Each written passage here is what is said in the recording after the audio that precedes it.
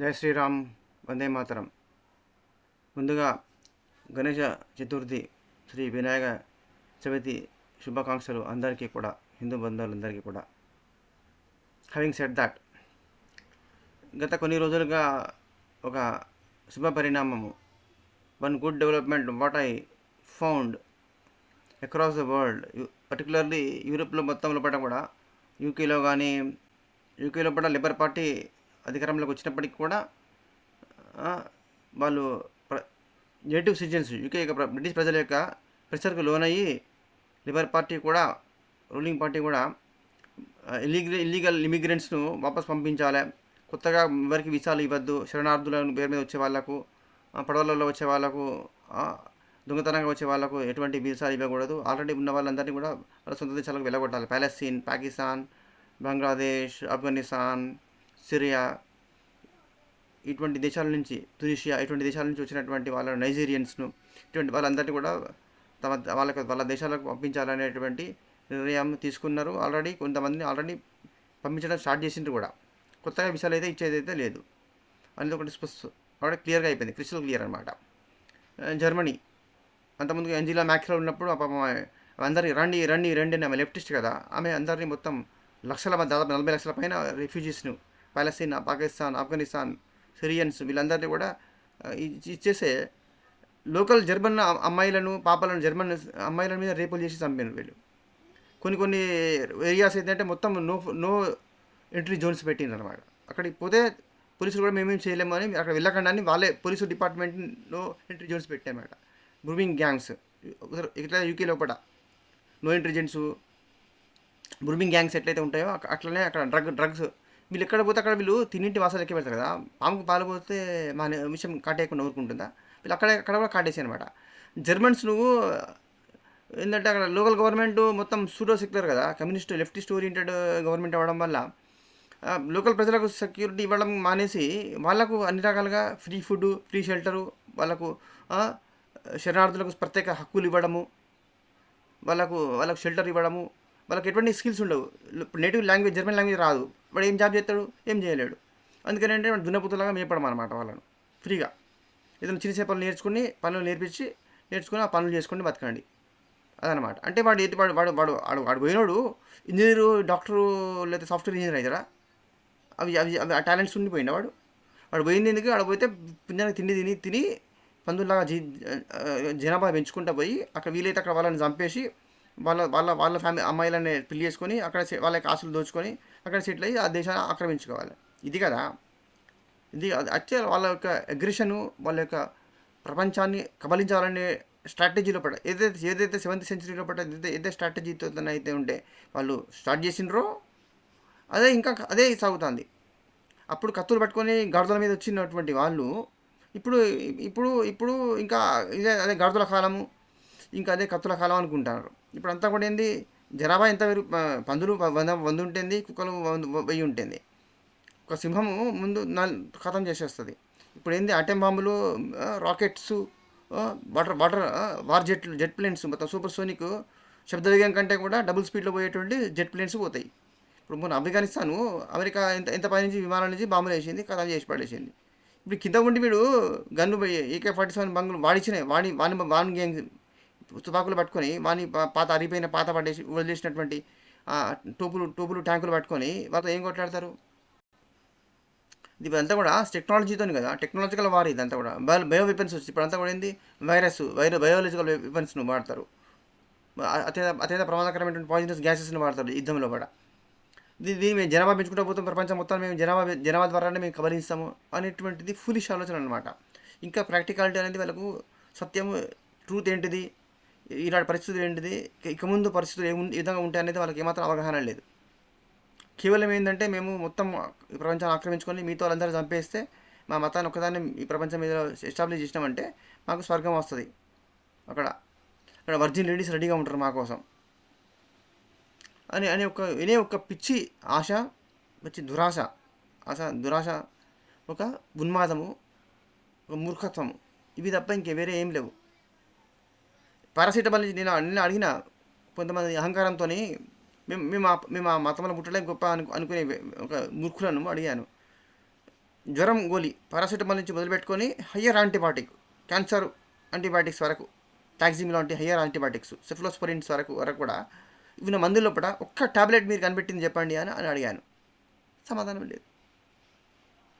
ఇప్పుడు ఇప్పుడు ఎవరైతే కాఫీ అంటున్నారో మరి వాళ్ళ అందరూ పోయి కేవలం వాళ్ళ మిగిలిన రోజు ఈ ప్రపంచంలో వచ్చే ప్రకృతి వైపరీత్యాలను, లేదా నేచర్ నుంచి వచ్చే సవాళ్ళను, కరోనా లాంటి వైరస్లు వస్తే, లేకపోతే ఇంకా పెద్ద పెద్ద జబ్బులు, కొత్త కొత్త జబ్బులు పుట్టుకొస్తే దాన్ని వీళ్ళు ఏం ఏం ఏం నాలెడ్జ్ ఉందని వీళ్ళు ఏం ఎదుర్కొంటారండి? వీళ్ళు ప్రకృతిని ఎలా ఎదుర్కొంటారు? వీళ్ళు ఒక రోగాన్ని మందు కనిపెట్టలేరు, ఒక ఒక ఒక ప్రాబ్లం ఒక సొల్యూషన్ కనుగొనలేరు, ఏమీ చేయలేరు.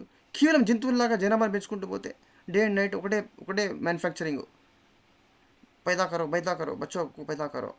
ఇంకా ఇంకా పిల్లల్ని పెంచడం ఏంటంటే జనాభా పెంచుకుంటూ పోతుందంటే పందులు కుక్కలు కూడా పోటీ పడతలేవు. అంతగా దారుణంగా జనాభా పెంచుకుంటూ పోతే ఇట్స్ ఎ పాపులేషన్ ఎక్స్ప్లోజన్. ఇది జనాభా విస్ఫోటనం అన్నమాట. Unless which put an end to this, there is no way we could save this world. ప్రపంచము, ఈ భారతదేశము, ప్రపంచమే మిగలదు ఈ భారతదేశంకి. అసలు సర్వైవ్ అవ్వడం కూడా కాని పని. మరి మరి మరి ఇండియన్ గవర్నమెంటు, ప్రస్తుతం రూలింగ్ గవర్నమెంటు ఏమి నేర్చుకుంటుంది? గుణపాఠాలు ఏమి నేర్చుకుంటుందో యూరోప్ నుంచి, అమెరికా నుంచి ఏమి నేర్చుకున్నారు, యూరోప్ నుంచి ఏమి నేర్చుకున్నారు, పక్కన దేశాల నుంచి, పక్కన ఉన్న బంగ్లాదేశ్ ఏమి నేర్చుకున్నారు, బెంగాల్ నుంచి ఏం పాఠాల నుంచి ఏమి పాఠాలు నేర్చుకున్నాడు, కేరళ నుంచి ఏమి నేర్చుకున్నారు, జమ్మూ కాశ్మీర్ నుంచి ఏం పాఠాలు నేర్చుకున్నారు. జనాభా మన సూడో సెక్యులర్ హిందువులు ఎట్లాగో నేర్చుకోరు. మరి అధికారం ఉన్నోడు కూడా నేర్చుకోరా? అధికారం ఉన్నోడు కదా నేర్చుకోవాల్సింది. సామాన్య మానవుడు నేర్చుకుంటేనే గుణపాఠం నేర్చుకుంటేనే తెలుసుకోకుంటుంది. మీతో అయ్యేదేమి ఉండదు, పీకేదేమి ఉండదు. కానీ అధికారం ఉన్నోడు కదా గుణపాఠం నేర్చుకొని తగినటువంటి చర్యలు తీసుకోవాల్సింది. ఇన్ ద పాస్ట్ 10 years ఏం ఏం బలమైన ఇంపార్టెంట్ డిసిషన్స్ ఏం తీసుకోవాలని జరగలేదు. ఇప్పుడు తీసుకుంటారనే అవకాశం కూడా లేదు, ఆశ లేదు, అవకాశం లేదు. అన్నింటికీ అడ్డుపడేటటువంటి అలయన్స్ పార్ట్నర్స్. మీరు ఏం చేయగలుగుతారు? గొర్రెలను బలిచ్చినట్టు హిందువులను బలిస్తారా మిమ్మల్ని నమ్మినందుకు? ఒకటే ఏంటంటే, నిరాశలో ఉన్నటువంటి భారతీయ సమాజానికి ఒక ఆశగా ఏమనిపించిందంటే, యూరోప్ కళ్ళు తెరుస్తున్నది. యూరోప్ కళ్ళు తెరిచిందంటే ప్రపంచ పరిస్థితులు మారే అవకాశం ఉంటుంది. ఇప్పుడు జర్మనీ మొత్తం కఠినంగా నిర్ణయించుకున్నది. కొత్త ఛాన్సలర్ ఎవరైతే ఉన్నారో ఆయన కఠినమైన నిర్ణయం తీసుకున్నాడు. మొత్తం డిపోర్టేషన్ చేస్తూనే ఉన్నాడు, ఆయన పంపిస్తూనే ఉన్నాడు. Poland already 100% successful. Poland, Sweden decision తీసుకున్నది, బెల్జియం డిసిషన్ తీసుకున్నది, డెన్మార్క్ డిసిషన్ తీసుకున్నది. డెన్మార్క్ ప్రతి సంవత్సరం పాకిస్తాన్కు వచ్చినంత డబ్బును చందా ఇచ్చేది ఫ్రీగా. అది తిని పందుల్లాగా టెర్రరిస్టులు మేబీ మన ఇండియా మీద తోలేవాలి ఇదివరకు. ఇప్పుడు డెన్మార్క్ వాళ్ళకు పాకిస్తాన్ చందా ఇవ్వడం మానేసింది. బిచ్చం ఇయ్యారంట ఇప్పటి నుంచి, వాళ్ళు బిచ్చం అయ్యారట. వాళ్ళు డెన్మార్క్ బిచ్చం అయ్యారని ఒక నిర్ణయం తీసుకున్నది. ఇది చాలా మంచి గుడ్ డిసిషన్ అనమాట. ఇది యూరోప్ కళ్ళు చేస్తుంది కాబట్టి కొంత ప్రపంచ పరిస్థితులు కొంచెం మారే అవకాశం ఉన్నదని అనిపిస్తున్నది. ఇప్పుడు మన ప్రజెంట్ గవర్నమెంట్ కూడా కొన్ని కళ్ళు తెరిచి కొన్ని రైట్ డిసిషన్స్ తీసుకొని, బోల్డ్ డిసిషన్స్, ధైర్యం కావాలి. డిసిషన్స్ తీసుకోవాలంటే కావాల్సింది ఏంటంటే ధైర్యం. ఇప్పుడు ఇందిరాగాంధీ ఎమర్జెన్సీ పెట్టింది, ఎలా పెట్టగలిగింది? ధైర్యం వల్ల పెట్టగలిగింది. మమతా బేగం ఉన్నది, వెస్ట్ బెంగాల్ ముఖ్యమంత్రి. ఆమె ఏమన్నది? ఆమెకు ధైర్యం ఉన్నది. ఇప్పుడు మన ప్రధానమంత్రి ధైర్యం లేదు, మమతా బేగం ధైర్యం ఉన్నది. ఏంటిది ఆమెకు ధైర్యం?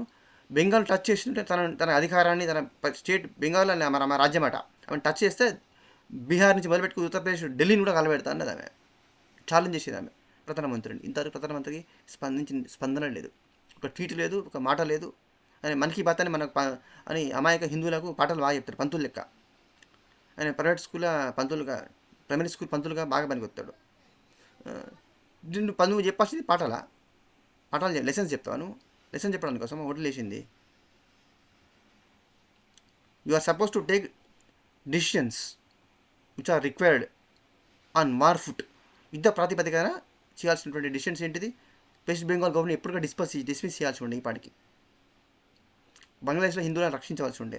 కేరళలో వచ్చినటువంటి వారి, కర్ణాటకలో పడ, కేరళలో పడ, మొన్న తెలంగాణలో పడ ఒక ఎస్టీ మహిళను అత్యాచారం చేసిన వాడు దారుణంగా. ఆమె సీరియస్ కండిషన్లో ఉన్నది, ఆమె హాస్పిటల్లో. ఇక్కడ కాంగ్రెస్ గవర్నమెంట్ ఉన్నది. ఏం న్యాయం జరుగుతుంది? మరి సెంట్రల్ గవర్నమెంట్ ఉన్నది ఎందుకు? ఆర్టికల్ 356 ఉన్నది ఎందుకు? మరి దాన్ని ఉపయోగించినప్పుడు రాజ్యాంగంలో అది ఎందుకున్నది? అంబేద్కర్ తీదా కూడా అది పెట్టేదానికి ఇక ప్రొవిజన్ ఎందుకు పెట్టిండు article 356?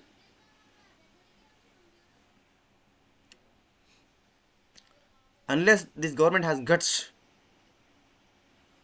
To take decisions which are essential, compulsory అత్యవసరమైనటువంటి ఇంపరేటివ్ డిసిషన్స్ తీసుకోకుంటే there is no way this government can protect Hindus.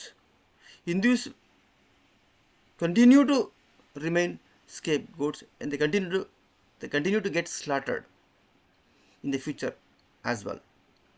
ముందు కూడా ఇలాగే గత 70 సంవత్సరాలు ఇలాగైతే మేకల్లాగా బలయ్యారో ఇక ముందు కూడా అలాగే బలి అవుతూనే వెళ్తారు.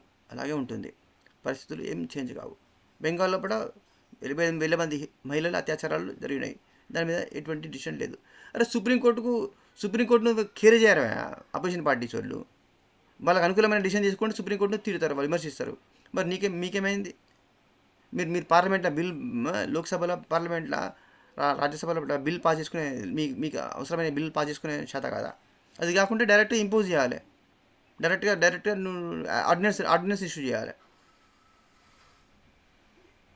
ఒక ఫ్యామిలీ ప్లానింగ్ మీద 10 ఏళ్ళు అయిపోయింది. థర్డ్ టైం వచ్చిన మిగతా ఫ్యామిలీ ప్లానింగ్ కంపల్సరీ మ్యాండేటరీ చేయాలని అనే పాలసీని తీసుకురాలేకపోయినారు. యూసీసీ అట, యూసీసీను మాకు ఇచ్చేయడానికి యూసీసీతో సంబంధం ఏందా? యూసీసీని నీకు శాతం అయినప్పుడు నీకు పెట్టుకో, నీకు ఎట్లా శాతం కాదు మాకు తెలుసు. కానీ మరి మొత్తం అన్నీ మన గుళ్ళు మాకు ఇచ్చడానికి అది కాలేదు. దానికి యూసీసీ సంబంధం ఉండదా? వాడు అడ్డు పెట్టాడు. వాడు నీకు టేబుల్ మీ గుళ్ళు హిందువులకు ఇచ్చేస్తామని వాడు అడ్డుపడ్డాడు. వాడు అడ్డమంటాడు. వాడు సుప్రీంకోర్టు అడ్డుపడ్డా, లేకపోతే ఆపోజిట్ పార్టీ వాడు అడ్డమనుకున్నాడా? Himanta Vishwas Sharma, Yogi Adityanath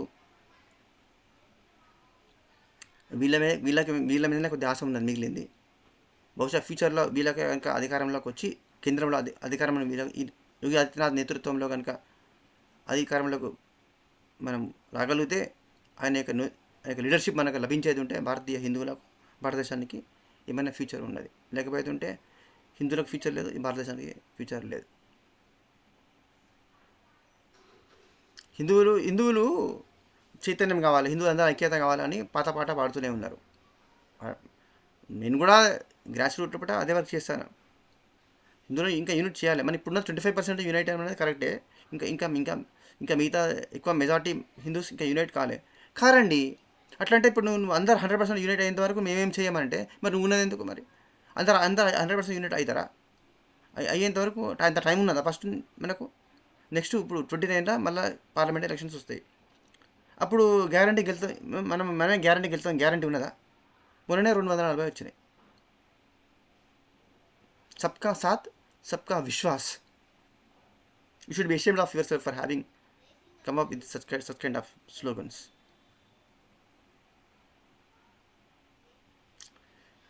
This is something it is very disheartening, painful, and I'm quite disappointed the way the things are moving on in this country for the past 10 odd years. మనం gross రూట్లో మనం చేయాల్సినంత చేసుకుంటూ పోతూనే ఉండాలి. కానీ ఒకటి హిందూస్ అర్థం చేసుకోవాల్సింది ఏంటంటే, బీజేపీ అధికారంలో ఇవ్వగానే బీజేపీతో మనకేదో వాళ్ళు ఇంద్రుడు చంద్రుడు, ఆయన అవతారమూర్తి, ఆయన శ్రీరామచంద్రుడు శ్రీకృష్ణుడే ఇక్కడ ప్రధానమంత్రికి పుట్టిండు, ప్రధానమంత్రి అయిండు అని పిచ్చి భజనలు చేయొద్దండి. అది పిచ్చి నమ్మకాలు. ఇప్పుడు నువ్వు ఒక అమాయకుడు భజన చేసేది ఉంటే వాడు చెప్తే 10 మంది నిజమే నమ్ముకుంటారు. నిజమే. అసలుకే హిందువులు ఎంత మూర్ఖులు అంటే, ఎవరిని చూపెట్టి ఏ వేస్ట్ గాడిని చూపెట్టి, ఇప్పుడు ప్రతి దర్గా కాడ ఏ వేస్ట్ నా కొడుకు కూడా వేస్ట్ గాడు కూడా వాడు పర్సెంట్ మాతపోడు, వాడు అది దాన్ని అది మొక్కుకుంటే, మీకు ఆ తాయిత కట్టుకుంటే, అలా మొక్కుకుంటే దాని దర్గా చుట్టూ అలా గుర్ర కొత్తే మీకు అన్ని కోరికలన్నీ అయితే మీకు జాబ్ వస్తుంది, మీ కొడుకు 2 కోట్ల బిల్డింగ్ కడతాడా అంటే నమ్ముతారండి.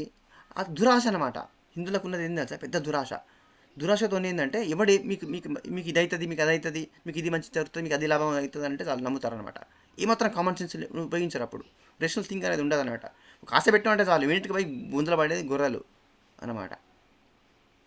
అందుకనే ఒక చదువు లేనటువంటి వాళ్ళు, ఏం సంస్కారం లేనటువంటి వాళ్ళు, అసలు ఎందుకు కొరకానటువంటి వాళ్ళు దేశం మొత్తం మీద కూడా ఊరూరుకు గల్లీ గల్లీకి రోడ్ల మీద దర్గాలు పెట్టి జనాలు పెట్టి జనాన్ని ట్రాప్ చేయగలుగుతున్నారంటే ఎంత ఈజీగా పడుతున్నారు, బలలో పడుతున్నారు, ట్రాప్లో పడుతున్నారు అంటే ఇంత కామన్ సెన్స్ లేనటువంటి, ఇంత మూర్ఖత్వంలో, ఇంత దురాశ లోపల ఏది పెడితే అది చెప్తే అది నమ్మడానికి సిద్ధంగా ఇంత మూర్ఖశనం ఉన్నప్పుడు వీళ్ళందరినీ చైతన్యవంతం చేసి అందరూ 100% హిందూస్ కన్సాలిడేషన్ అయిన రోజు, యూనిట్ అయిన రోజే ఈ దేశం బాగుపడుతుంది, అప్పుడే దేశం మంచి రోజులు వస్తాయంటే అది ప్రాక్టికల్ పాసిబుల్ అయినా? అది నీకు అధికారం వచ్చి నీకు 32 కోట్ల మంది ఓట్లు వేసిండ్రు, 32 crores, 32 కోట్ల మంది ఓట్లు వేస్తే నువ్వు ప్రధానమంత్రి అయినావు. నువ్వు చేయగలిసి నీకు శాతనైంది చేయాలి. శాత కాకుండా అసలు నాకు శాతనే కాదు, నేను పక్క తప్పుకొని ఇంకో గట్టివానికి శాతనైన వాడికి ఇస్తాం అని చేయాలి. 2 ఆప్షన్స్ ఉంటాయి అనమాట. Either I do it, if I can't do it I should give this responsibility somebody else. It's as simple as that. Anyway, once again Vinayaka Chavithi శుభాకాంక్షలు చెప్పుకుంటూ హిందూస్ యూనిటీ కోసము మనము కృషి చేయాలి. ఈ పండుగను కూడా మన హిందూ యూనిటీ కోసమే మనం కృషి చేయాలని ప్రార్థన చేస్తూ రిక్వెస్ట్ చేస్తూ మరొకసారి జై శ్రీరామ్, అదే మాతరం.